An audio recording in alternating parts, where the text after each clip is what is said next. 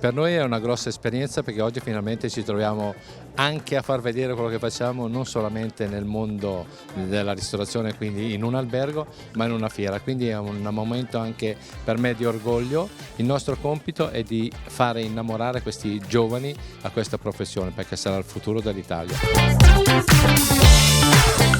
Siamo qui a Longarone per il miglior sommelier veneto, quindi Associazione Italiana Sommelier, una ventina di concorrenti su quello che è il settore del vino, ma in un contesto anche dell'agroalimentare.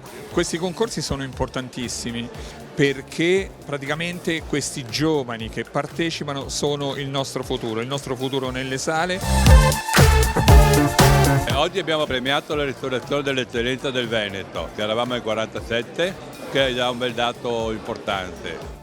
Ho visto due cose importanti, la grande qualità dei nostri ristoratori e come dicevamo portano sui nostri territori del turismo e del turismo di alta qualità. La seconda cosa che ho visto importante oggi è che la cucina italiana, veneta in particolare, avrà un futuro, perché ho visto tanti premiati di giovani.